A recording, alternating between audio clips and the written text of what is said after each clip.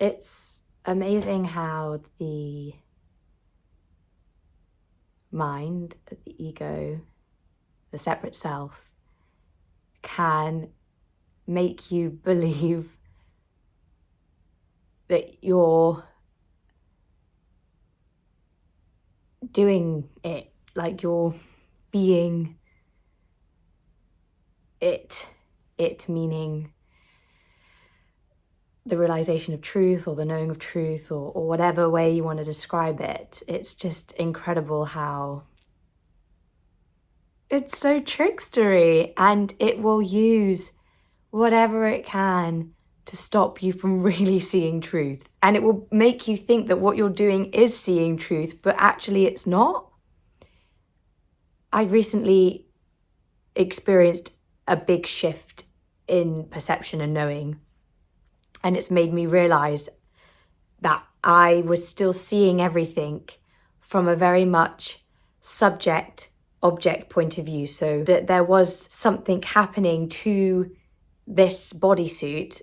I knew that the bodysuit wasn't me because I've had that realization that there is no self. So I knew that everything was happening to this body was happening, and it was reacting to things, and it was having certain thoughts about things. And I've spent a lot of time undoing those beliefs and seeing that they are just beliefs, that they've been created. But what I hadn't done was look to where the beliefs came from. I knew physically in my body where they were. I had a great awareness of that. I knew that they weren't me. I was surrendering into them. I was allowing them to be there. I wasn't trying to change them or make them go away. But there was still like a theoretical, conceptual knowledge of them. And wow, look at us. Aren't we doing such a spiritual aware thing by just sitting? And when somebody shouts at us, even though there is a twinge of upset or anger or anxiety, we know that that's not us, and we're able to let it go and be with it. And that's just another trick of the ego. In the shift that I had,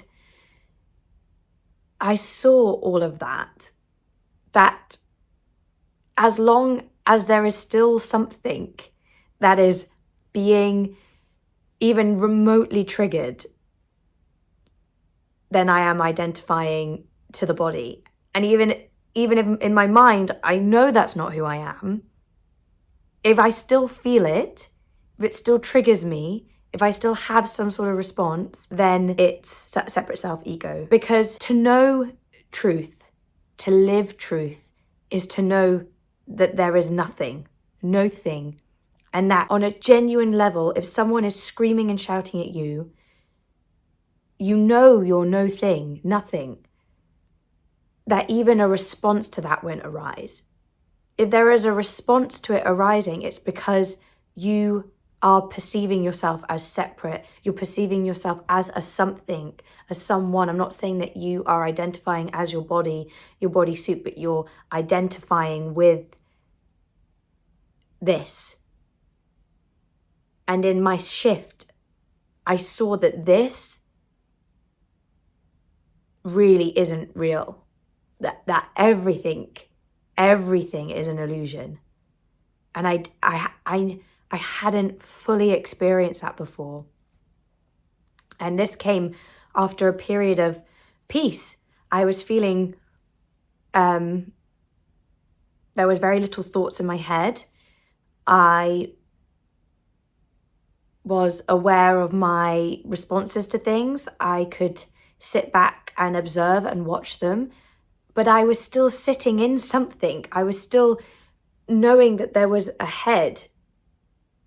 I didn't know that that wasn't there. I knew it conceptually and intellectually and rationally, I guess, in my mind, even though a lot of people would say that the way I'm thinking is irrational. But it's all of it is just to say that the ego, the mind, the separate self will make you perceive and believe that you are doing one thing, but you're not. Because true knowing of truth is knowing that there is not even a self or a body. There is no identity and attachment. There is no separateness. And it's a weird place to be.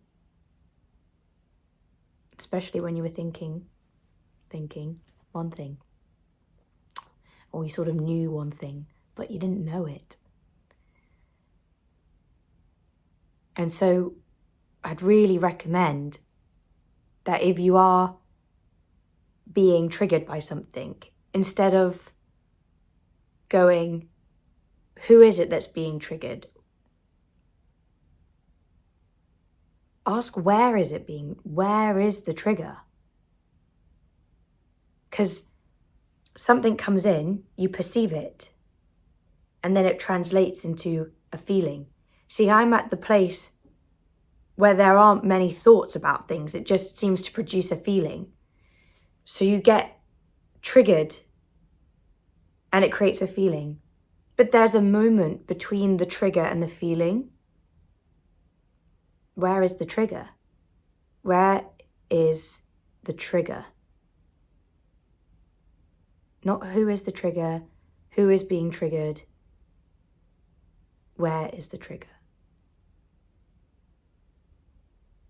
It's to see that there is nothing, no thing there. Not a something, nor a someone, not a separate self, not a beyond the separate self, but that nothing is there. Nothing is there. And as you start to do that, you may start to let go some of these desires and reactions and stuff, and just see what happens.